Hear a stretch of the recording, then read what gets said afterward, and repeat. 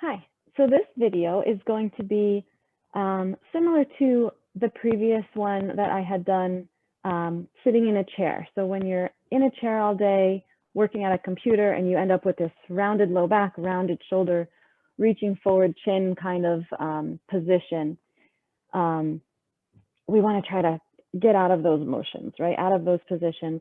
So the first video was things that you can do while you're still at your desk, in your meetings, using your chair.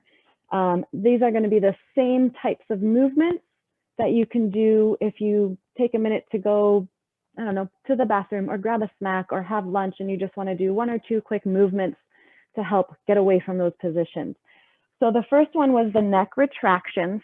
So you can do that just coming flat on your back and your neck here, and you're going to pull the back of your neck, so this back of your throat, front of your throat towards the back, watching you don't flare those ribs.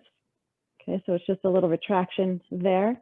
The other option is to grab, if you have a small block, so this one's a smaller size, you can see. If you have a small block, that would be better, or a small folded towel or something. You'll place that on its lowest setting. Where that little bump of your skull pops out is going to be the edge of your block. And then you'll do the same thing. So you'll pull the chin and the front of the throat towards the back of the neck a little bit there. And it's just helping to lengthen out some of the muscles at the back of the neck and skull that shorten as we have that forward head towards the computer type of position. It's okay if the shoulders lift a little bit. All right, so that's the first one. The second one, you can take that same block or something else, place it across your mat. Right where the bottom of your shoulder blades are would be the bottom of the block. And then your hands will come, cup your skull, the elbows will point up. So you're going to hold your head so that your chin doesn't reach forward again here. You've got that neutral length of the back neck type position that we've created as you lower and drape over your block. Okay, so you can make this a higher block, a big rolled up blanket or something. Hug your core tightly, so this isn't just letting go, it's holding strong. And then what you can add here is an opening of the elbows, and that'll start to get into that upper back and chest area. Might get a little crack, and you can do that a few times. You can open and close, or you can just hold it open. And just watching your head doesn't do this. You've got the back of your neck lengthened as it comes down. Okay, so that's that option. Elbows come in to lift yourself up, and then one elbow down as you come off your block. Safest route out of that position. Another version of that same extension of the thoracic rib cage area from this position of the shoulders would be standing. You can do this two different ways. So the feet will be wide. You can put both hands to your low back sacrum area, hug the belly in and lift your heart up as you lean back slightly and draw the shoulders back. That's one version. The other would be one hand here, one hand to your chest if you like that feeling of helping you guide you up to come back. And again, this is tight in the front. The glutes are on to keep your low back from scrunching. Okay, so there's another version of that, and you can do that repeatedly as long as you're holding strong here and here. All right, the next one, twisting. So we want to get some motion, some mobility in this rib cage, spine, mid-back area especially. Different ways you can do this. Seated, so grabbing something to sit on if you need a little height for your hips. You can bring the arms into goal post, or you can hold onto your shoulder tops. Shoulder blades pull back, ribs pull back. Either version, you twist. So you use the core to twist.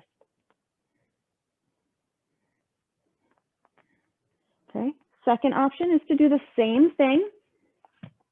And you can sit in any position, it doesn't have to be cross-legged. Same thing in a low lunge. So the knee is right under the hip, the toes are tucked. The front foot feels like it's pulling back, the back knee feels like it's pulling forward. You're pressing into the ball of that foot.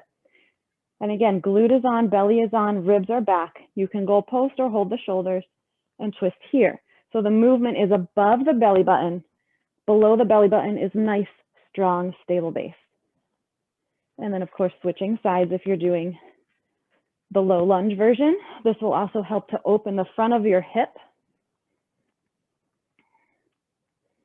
Okay, so then since we're already here in this low lunge, you can do this on a high lunge too with the knee lifted. Same position, the feet pull, everything's tight into center. Left hand can be on the hip or you can put a block here to hold on to. This arm will reach up and over. You're getting that side bend, breath into here, expansion into here by using that glute and pulling back through the core. This opens up in the front from sitting. And again, of course, to the other side.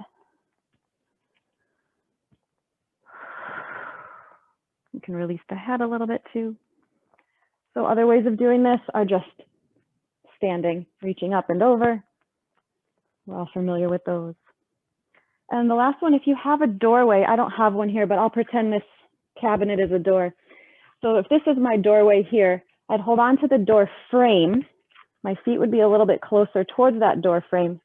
And then my hips will reach away towards the other side of the door frame. Okay, so you get that same side stretch with a little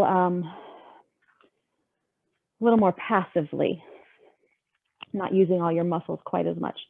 The last one would be for the hips again, pigeon or figure four. So you have your face down version where you have one knee forward, the other leg reaches back.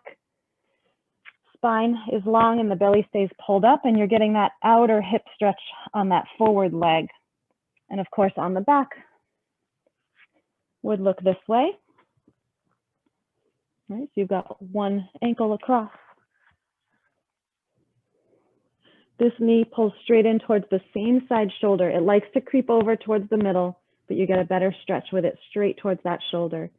You can also push forward here a little bit. And you can also do this seated. So I did that in the other video, but pretending I have a chair, you would cross the leg over, spine stays long, and maybe you hinge a little bit forward if you're not feeling anything. All right, hope this helps.